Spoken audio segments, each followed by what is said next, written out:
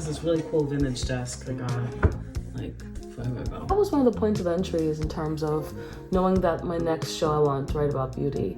And I think in some ways maybe law of manifestation thinking beat my ass so bad. I spent the last 6-7 years writing a lot about grief and death and land and memory and trauma. And I think it shook me so bad where I was like, okay, let me write some happy shit. I want to give you a little sneak peek. So I am presenting Mushroom Kingdom of EZILI January 25th and January 26th. So we're gonna be at Haiti Cultural Exchange in 5 Miles, which is a puppet theater. Asian shit, femme shit, puppet shit, orgasms, polyamory, orgies, pollination, eco-womanism. But if I'm looking at those niggas over there, I'm really also talking about myself. We'll talk about all these different things. So some of the influences that really brought Mushroom Kingdom of EZILI into being. The first one is People of Paper, and this is by Salvador Plasencia, Mexican magic realist novel that follows a community that realizes that they're in a novel and they name the author Saturn, essentially for all the suffering and go to war with Saturn. What the hell? It was so cool.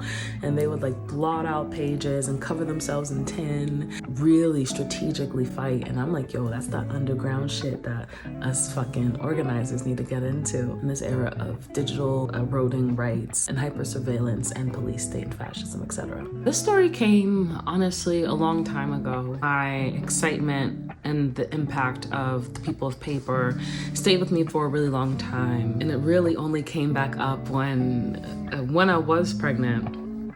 I would go see a lot of Broadway shows, doing publicity work and like some media planning, some communication for Black theater. Really challenged by what felt, I don't know how to say it nicely. I just was like, damn, bitch, this is your king. Like, this is as exciting, this is as queer and as joyful and as femme-centric and as, you know, mindful of things like colorism, texturism, and disability as we can get in 2022 at the time. I was like, God, is it fucked up of me to want to critique this? I felt like a big yes from the world when I saw Toni Morrison and Ishmael Reed produce The Haunting of Lin-Manuel Miranda. And I said, you know what?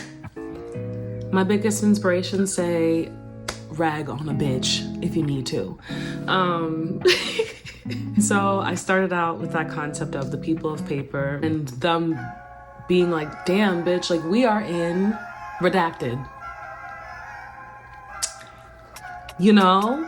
And damn, bitch, like I don't feel the way that this author does about my body, about my gender queerness, about my hair texture and my skin color and my big ass and my keloids and all these different things. That's what got me into playwriting in the first place, was feeling like there was not enough nuance and not enough heart and compassion for fatter, darker, less abled Black femmes and Black queer folks. Another influence, I'm just gonna drop it into like a gumbo. I'm gonna put some like bubbling sounds or something. You can understand all the things that were coming into my mind at the same time, my experience with grief. So Mushroom Kingdom of EZILI was really born out of a massive child loss of mine that happened. And I don't wanna talk too much about it, but what I really wanna do is talk about how I built myself together after I thought I was gonna completely fall apart. Some of the biggest things I can do that have thanked me from finding it was allowing myself to completely fall apart, feeling the safety to do that with my friends and my husband, family, and community. Another thing that really helped me was Andre 3000. His work, New Blue Sun, really healed me on some other shit. Being on bereavement, walking around days, crunchy as hell, and hearing this like rhythmic, low flutes, just like really woke up like a sense of like survival and desire to continue on that. And I was microdosing on mushrooms. It was really good for depression, which I had. And I found a way. Eventually I really did. I got back into what I love, my theater, my artwork, my music, and finding mushroom world flute music as a massive source of healing and joy. Just remembering how beautiful old Haitian songs were, and I just really wanted this like very sweet and soft. I always think of shows, especially as a creator, as a playwright who's building this massive world. It becomes like a world and like an altar that you are like divining from and saying like, I want this energy. I want to be closer to the spirit. So I was like, I want a spirit that's really soft and really smells good, bitch. I'm about to spray something. You know what I'm saying? Like, that's what I want to feel like when I'm creating my artwork. Yes. So the people of paper is a massive influence. My frustration of the industry, I was going to use that framework to critique what was going on in the industry. But then of course I mentioned this idea of like each show has its own energy, has its own divination. I said, wow, do I really want to go into work that is pointing fingers at people? Aren't I, law of manifestation, you know, reflective universe, gonna get a whole bunch of fingers pointed back at me? So I said, you know what? I've been through enough.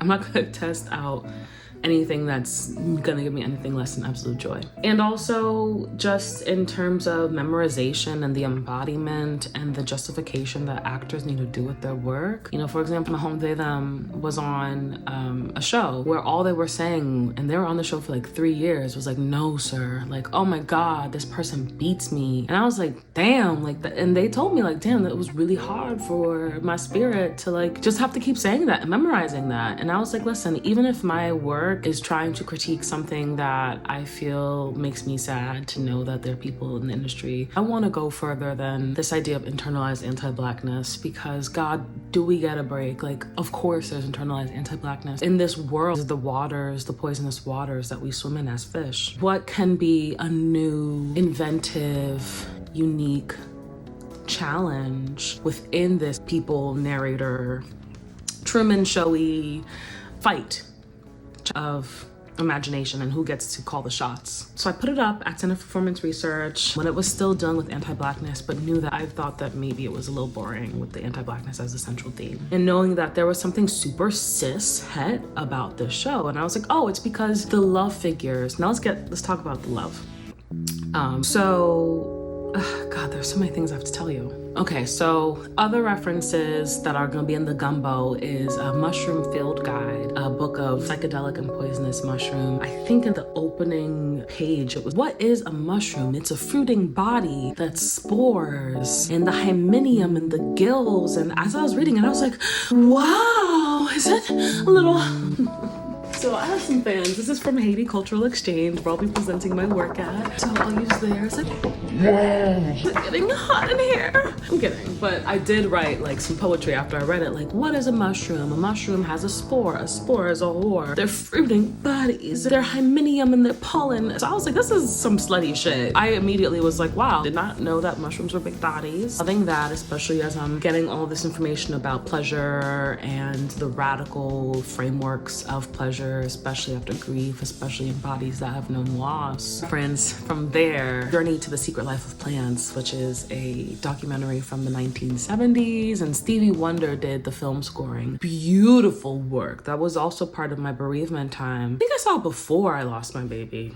You know, another thought that I always have that I'm gonna put in one of my shows, how grief shapes time, even when you think about biblical terms, BC, before Christ. What? God was grieving. Okay, so we were watching how plants would talk to each other. I'll put a little clip of, there was this woman and I think she taught the plant to speak Japanese right back to her. That was so freaking cool. And so I knew that I wanted to start writing something about plants. Another thing that feels really exciting, grew up singing Baroque. One of my favorite Haydn songs is with Verdure Clad.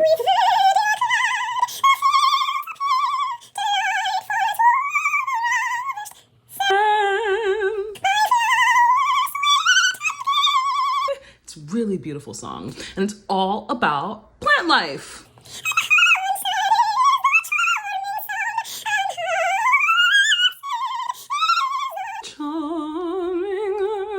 I So all these things have always shaped a lot of my tastes, a lot of like BBC, modern Shakespeare interpretations. And part of my queer awakening was this like fat. She kind of reminded me of just like this like really like 2000s diva. And she was doing Much Ado About Nothing, the Titania monologue. And I was like, that's a bad bitch. Those are all the things that are in my stew. And all of that boiled into my show, which is Mushroom Kingdom of EZILI. I hope that makes sense. Oh, the one other thing I'd like to define is EZILI. EZILI is a Haitian law goddess. It actually interprets to law. So interesting, like the law, the energy, truthiness of it all. So EZILI is one of the most famous and venerated and revered loas in Haiti, in Voodoo. So it would be different facets of her, but the big ones I like to talk about is EZILI Danto, who is fierce, protective mother, dark skin, 3 scars on her face, protects lesbians, protects women who've experienced violence, in particular with like some harshness, like very whoa, you know? That's mother. And then there's EZILI Freda. She's actually comes to folks as a white woman, very fair skin, and she's supposed to be like keeper of like beauty. She is very giddy and joyful, and for a while I used to think that one was more powerful than the other, but you really do need beauty just as much as you need fierceness and protection in this life. I feel like I had tapped into tons of Dantor energy with bricks, and so with Mushroom Kingdom of EZILI, I'd like to tap more into this like soft, supple, sweet, perfumed, this like very other energy that is just as valid and just as necessary of being celebrated with Mushroom Kingdom of EZILI. But in Mushroom Kingdom, we will get that Dantor out too, because what? Who are you playing with? Those feel like all the things that are in my gumbo. So that led me to the last iteration that I had, where it was like all about, this author who was really an allegory concept of your characters fighting you. That was like the central conflict, and so I brought this to my dear friend Cesare, and they were like, man, I'm not interested in this nigga. Like, you know who I want to learn more about? And I said, who? She said, I want to learn about those fucking mushrooms. So there are 3 communities. First community, which is the mushrooms. So the Mushroom Kingdom of EZILI is a psychic, sentient community of poisonous and psychedelic mushrooms under the rulership of Milfy. My friend is a rapper, and she goes by the name of Milfy. She's from Detroit. You should check her out. And so this character Milfy, who is the liege, kind of taking me to that Titania, Much Ado About Nothing, of this sentient mushroom kingdom, which is going to bring me to this beautiful Instagram post I saw like years ago that I kept and just have never lost, thankfully. Because I want to play with scale, and I just want to have that sense of whimsy and genre for us. And also, as a polyamorous, non-monogamous person who is exploring more about play parties and the kink life and, all these other spaces, found tons of self-actualization and freedom, the ways to process big feelings. I just felt there was such beauty in that. Back to my thoughts of grief, can be a balm for pain. Milfy, when consulting with the dominant ones, aka the trees, that thought when I was at a farm upstate, I was on this man's land, and he told me, if aliens were to come to this world, that the aliens wouldn't want to be talking to the humans, they'd be wanting to talk to the trees. They're the oldest living beings here. They know the most. They're best for this earth. They're the most harmonious with the world. And we really need to dictate a little bit more from their learnings quite a bit. And so I'm sure that nature knows that. And the trees let Milfy know, like, yo, bitch, nature's under attack. Shit's not going well. What you gonna do? Wop, wop, wop, wop. And the thing I think about with mushrooms and mycelium networks in general, it's very mercurial. It's like Gossip Girl. It's fingers, it's expressions, it's tree branches. It really moves. I think when I was at this farm, I was learning, wow, nature is very erotic. It's slow building, regenerative. It reminds me of the female orgasm. It really is rich, but it needs time. And you don't come in the first year of harvest trying to bear fruit. Those are really not the best fruit to eat. In fact, the root word of evil is unripe. So isn't that a word? If Milfy has this stake of nature is being taken out, and this was really the thought of how there was this call years ago to stop consuming as much Palo Santo because the Palo Santo was being depleted. It's like, what is our spiritual guru consumerist lifestyle getting in the way of reciprocity that we have with these healing practices? And that was the issue that I was presenting to the Mushroom Kingdom and saying, instead of Palo Santo, like fictionalizing it a bit and saying psychedelic mushrooms.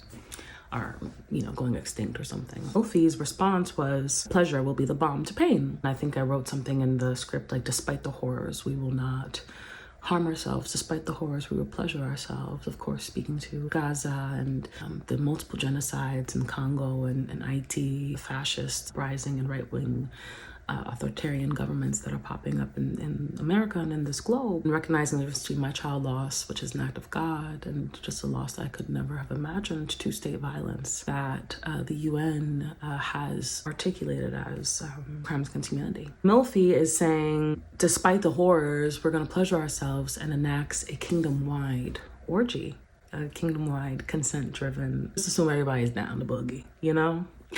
And from that, think of reproduction, Grease 2, getting real niche. Mushrooms, wop, wop, wop, pollen, fall down, land on the ground, spring from the ground, mud people. Those mud people are the ones who end up having that People of Paper challenge with George. Because at that moment, George has been essentially diagnosed with a calcified imagination by this Tina Turner, the Who's Tommy doctor, you know, with like a Botox, like, I know what's wrong with you. And I wanted it to be super camp. Becomes like a CAT scan, like, oh, I see your neural pathways are fucked up.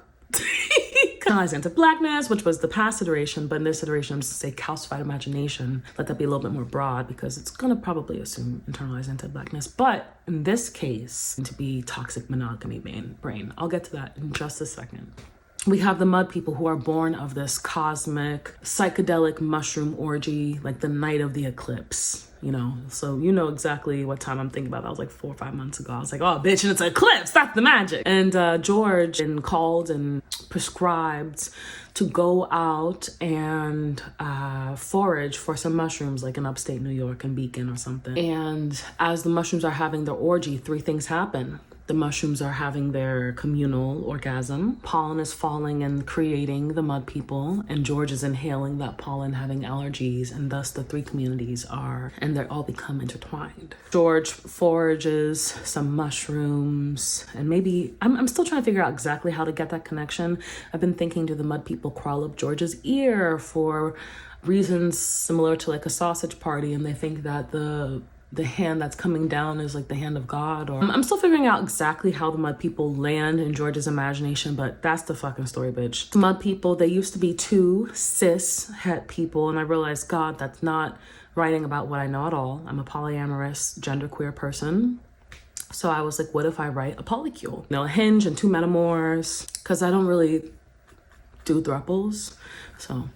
So they all are transported into George's memory and have to find their way back home, or turn George's imagination into home in its own way. So I'm still deciding which direction I'm going to go. Is it going to be a fugitivity story where it's running and dream mapping their way physically home and crawling out of his ear and down his arms or something? Is it very literal? Or is it more metaphorical, less material, more gaseous power of thought? This idea of thought consciousness fighting this dominant heteronormative thought. Hoping I can find a way in the middle of those 2. I'm really still in the process of things. I feel like even just expressing the things I'm thinking about has clarified quite a bit for me. So thank you for listening. Last things I want to mention. You'll be seeing how I net out with some of these ideas and thoughts. January 25th and January 26th, I will be actually releasing a music video for Mushroom Kingdom like any day now, really. Because there's this moment where within George's imagination, the 2 femmes, because 2 femmes and a masked person are in George's imagination, partnered in different ways, but there's a femme and mask who are not partnered. So it's the 2 femmes, femme and mask, and then femme and mask is like cousins, homies in community. While they're in George's imagination, the femme for femmes are now reimagined as homegirls in a couple, in a cishet couple. Not sure if their memories are wiped out and it's about re-remembering their love or whatever it is, but I think it's going to be some sort of moment that definitely that's gonna happen. That's the music video that I'm releasing, is the two femmes realize, bitch, we're not homegirls, we are lovers. So either realizes or decides they don't want to hide anymore, or even just like literally is living their life, and George tweaks his imagination, can't even handle this, and he like instigates with Rodrigue, the mask person, like, you just gonna let that happen? And he's like, wah, wah, wah, and it becomes this drama, and then they have to sort of like read polycule and save space, brave space their way in George's imagination, or decide to get the fuck out of his imagination.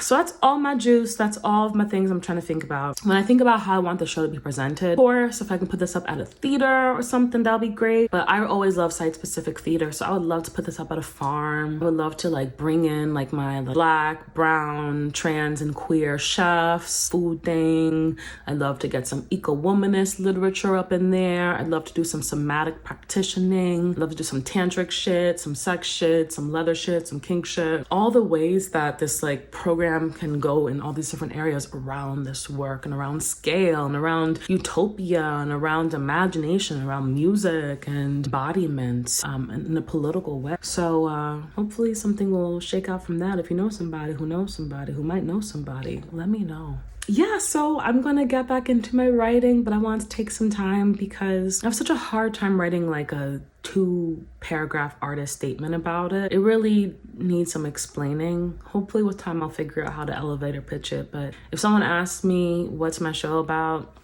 just send them this video, baby. Like, I think if you like Lord of the Rings, Daughters of the Dust, Beyonce in general, Shakespeare, like Leonardo DiCaprio, Romeo and Juliet, Shakespeare with the fucking camp, that was so good. If you like Claus and Zola, like if you like really character driven stuff, you might just like my work in general. I like to write a lot about land memory, family, archives, usually from like a queer, sex positive, slutty, at least quite slutty. No, at the same time, very Steven Universe-y, wholesome, cancerizing perspective. So that's me. Thanks.